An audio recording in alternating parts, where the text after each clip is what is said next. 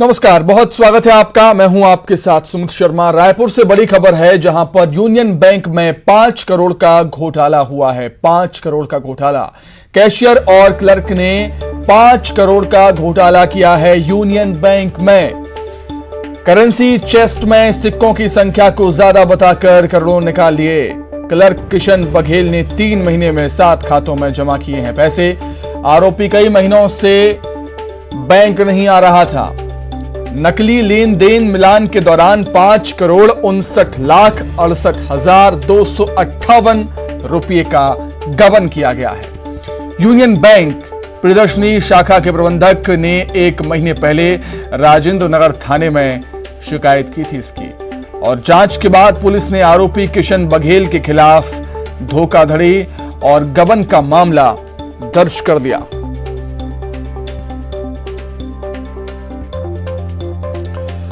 अधिक जानकारी के लिए हम बातचीत करेंगे। संवाददाता युगल जुड़े हैं फोन पर। युगल, क्या कुछ जानकारी है? 5 करोड़ का घोटाला, और बताया जाता है कि 3 महीने में 7 खातों में पैसे जमा किए हैं। आश्चर्य की बात है कि बैंक को भनक तक नहीं लगी।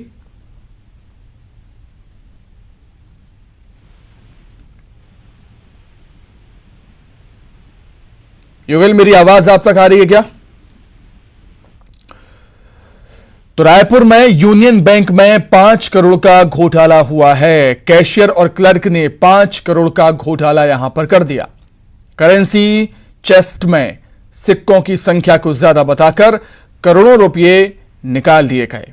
क्लर्क किशन बघेल ने 3 महीने में 7 खातों में पैसे जमा किए हैं, और आरोपी कई महीनों से बैंक नहीं आ रहा था। नकली लेन देन मिलान के दौरान 5,59,68,258 रुपये का गबन हुआ। यूनियन बैंक प्रियदर्शनी शाखा के प्रबंधक ने 1 महीने पहले राजेंद्र नगर थाने में शिकायत दर्ज कराई थी। पुलिस लगातार इसकी जांच कर रही थी, और जांच के बाद पुलिस ने आरोपी किशन बघेल के खिलाफ धोखाधड़ी और गबन का मामला दर्ज कर लिया है।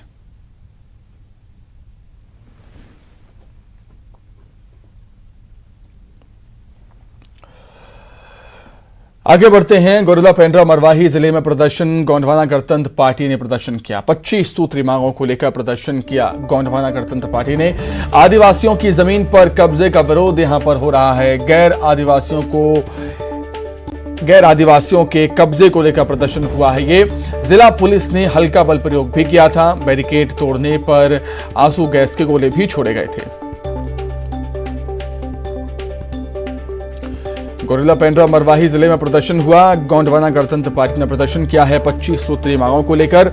आदिवासियों की जमीन पर कब्जे का विरोध गोंडवाना गणतंत्र पार्टी के कार्यकर्ताओं ने किया है। गैर आदिवासियों के कब्जे को लेकर प्रदर्शन था। जिला पुलिस ने हल्का बल प्रयोग भी किया, क्योंकि हालात कंट्रोल में करने थे। बैरिकेड्स तोड़ने पर आंसू गैस के गोले भी छोड़े गए। तो बड़ी संख्या में पुलिस बल भी वहां पर मौजूद था। बैरिकेडिंग भी की गई थी, लेकिन गोंडवाना गणतंत्र पार्टी के कार्यकर्ताओं ने बैरिकेड्स तोड़ दिए, तो पुलिस को हल्का बल प्रयोग भी करना पड़ा और आंसू गैस के गोले भी छोड़ने पड़े। अरे भाई मजाक आपको ना बहुत मजाक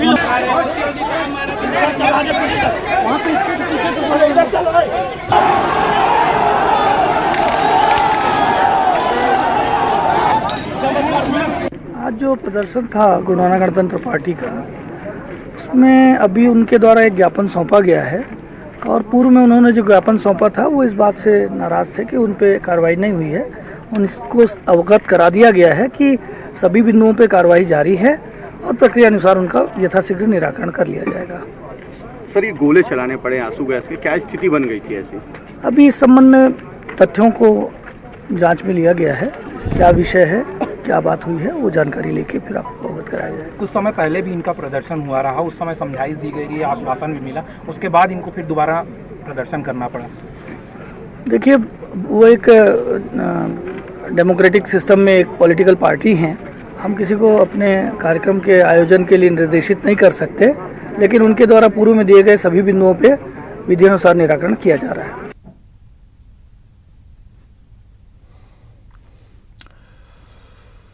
तो देखिए किस तरीके से बताया गया है कि पुलिस को हालात कंट्रोल में करने के लिए हल्का बल प्रयोग भी करना पड़ा था, आंसू गैस के गोले भी छोड़े गए। अधिक जानकारी के लिए बातचीत करेंगे, संवाददाता विनोद कुशवाहा जुड़ गए हैं फोन पर। विनोद, निश्चित तौर पर तस्वीरें देखकर यही समझ आता है कि काफी आक्रोश था गोंडवाना गणतंत्र पार्टी के कार्यकर्ताओं में। निश्चित तौर पर सुमित, और आक्रोश इसलिए था कि इससे पहले भी उन्होंने ज्ञापन दिया था लेकिन उस पर कोई सुनवाई नहीं हो रही थी। और प्रमुख मांग जो 25 सूत्री मांग है उसमें प्रमुख मांग ये थी कि गैर आदिवासी जो है वो जमीनें खरीद रहे हैं और उस पर कोई देखरेख नहीं हो रही, किसी तरह की कोई चीजें नहीं हो रही। इसी से नाराज थे और उसी को लेकर के गोंडवाना गणतंत्र पार्टी ने आज एक निर्धारित कार्यक्रम तय रखा था, प्रदर्शन था। और उसके बाद उनकी मांग ये थी कि सीधे वो कलेक्टर को अपना ज्ञापन सौंपे। और उसी की वजह से ये आक्रोश जो है वो इस तरह से सामने आ गया कि एसडीएम और तहसीलदार वहां पर मौके पर मौजूद थे, लेकिन उनकी ये मांग थी कि वो कलेक्ट्रेट में जाएंगे और वहां पर कलेक्टर को ही सीधे ज्ञापन सौंपेंगे। इसी बात को लेकर ये तनातनी हुई और जब वो आगे बढ़ रहे थे उस समय बैरिकेड्स लगाए गए थे पुलिस के द्वारा रोकने के लिए, लेकिन उस बैरिकेड्स को जब तोड़ दिया गया, हालात जब बेकाबू हो गए, तब पुलिस को हल्का बल प्रयोग करना पड़ा और आंसू गैस की गोली भी छोड़ने पड़े।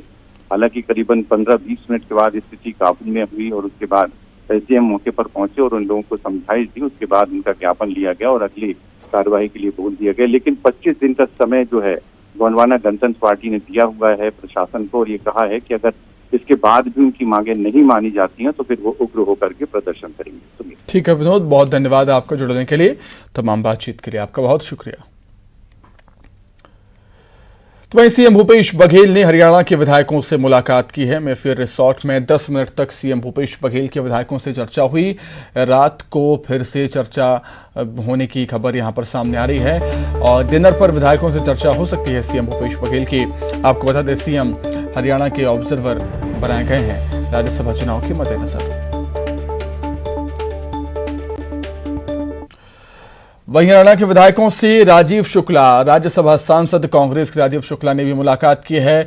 करीब 3 घंटे तक विधायकों से चर्चा की है सांसद राजीव शुक्ला ने। मंत्री रविंद्र चौबे मेफेयर रिजॉर्ट में भी मौजूद हैं और मुलाकात के बाद सांसद राजीव शुक्ला दिल्ली के लिए रवाना हो गए।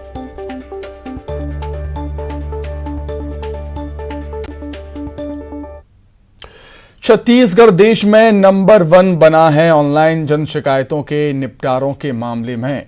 शिकायतों के निपटारे में छत्तीसगढ़ देश में अव्वल रहा। केंद्र सरकार ने छत्तीसगढ़ सरकार की प्रशंसा की है, तारीफ की है।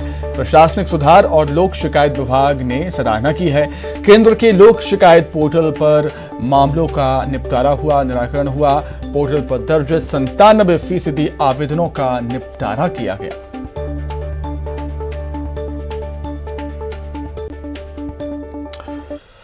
प्रदेशव्यापी दौरे के तहत सीएम भूपेश बघेल ने कांकेर में करोड़ों की सौगात दी है। कांग्रेस विधानसभा क्षेत्र में 124 करोड़ के विकास कार्यों का लोकार्पण और शिलान्यास किया गया।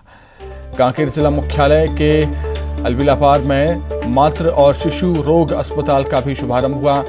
नेहरदेव उत्कृष्ट हायर सेकेंडरी स्कूल में समर कैंप उमंग के समापन कार्यक्रम में सीएम भूपेश बघेल ने बच्चों से बातचीत भी की।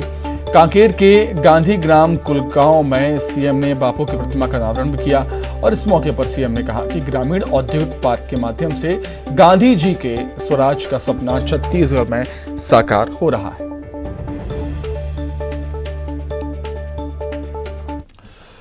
तो वहीं कांकेर में सीएम भूपेश बघेल ने घटते जलस्तर को लेकर चिंता भी जाहिर की। कहा कि तेजी से घटता जलस्तर गंभीर समस्या है। यह छत्तीसगढ़ और बस्तर के भविष्य के लिए बड़ी चुनौती भी है। इसलिए बोधघाट बांध का निर्माण जरूरी है, लेकिन ग्रामीणों की इच्छा पर ही काम होगा। जनता जब मांग करेगी तभी बांध का निर्माण होगा। मुख्यमंत्री ने कहा कि बोधघाट परियोजना रोके जाने से तेलंगाना सरकार की दखल बढ़ सकती है। वहीं उड़ीसा में पहले से ही बांध बना है।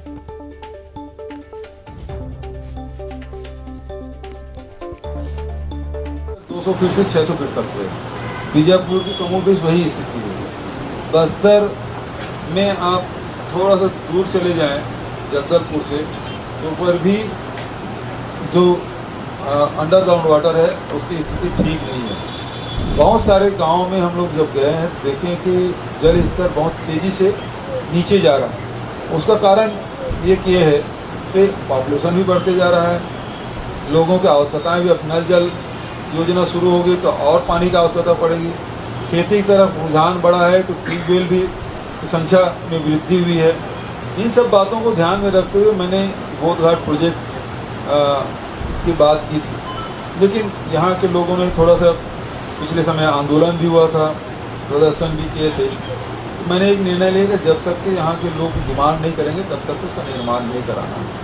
लेकिन ये बात बिल्कुल सही है कि ये प्रदेश के हित में, बस्तर के हित में बहुत ज़रूरी है।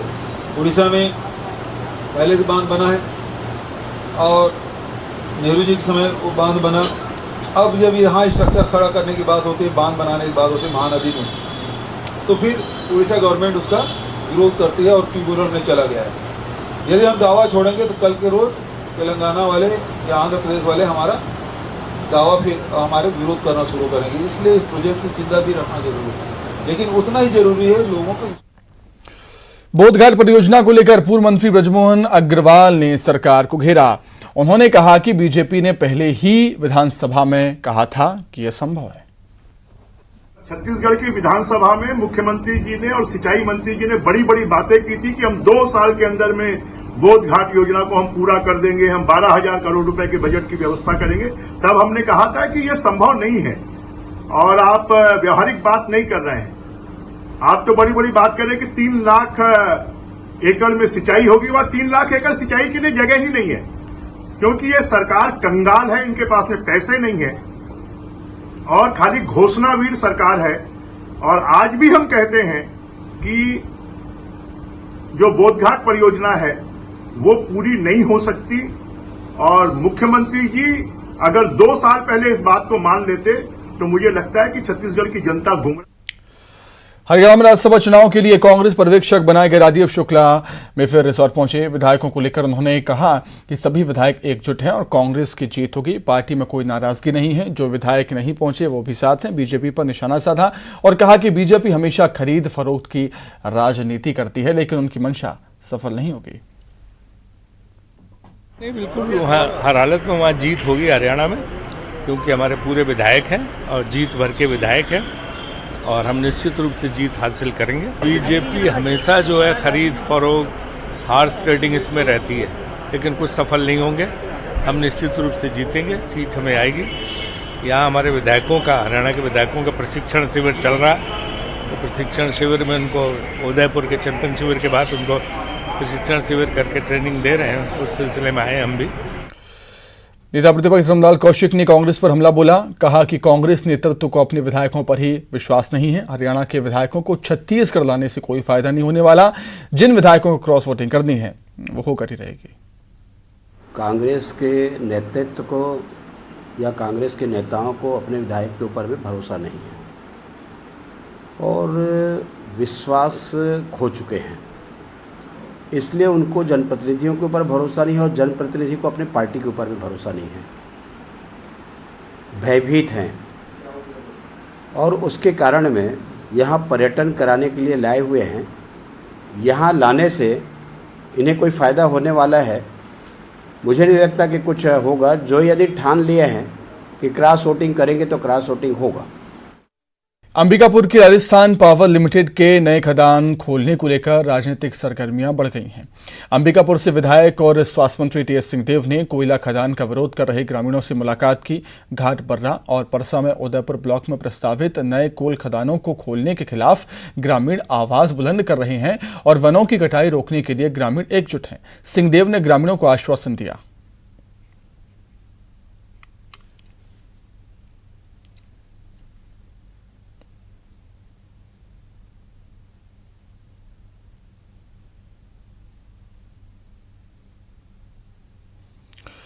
चलिए बात करेंगे मौसम की। नौतपा के बाद भी छत्तीसगढ़ियों को भीषण गर्मी से राहत नहीं मिल रही। प्रदेश के अधिकांश जिलों में गर्मी का कहर लगातार जारी है। मुंगेली जिले में इस साल गर्मी ने रिकॉर्ड तोड़ दिया। जिले का तापमान शनिवार को 47.6 डिग्री दर्ज हुआ। इस तरह से छत्तीसगढ़ का सबसे गर्म जिला मुंगेली बना। तो इसी के साथ ही फिलहाल इस बुलेटिन में इतना ही। खबरें लगातार जारी हैं। नमस्कार।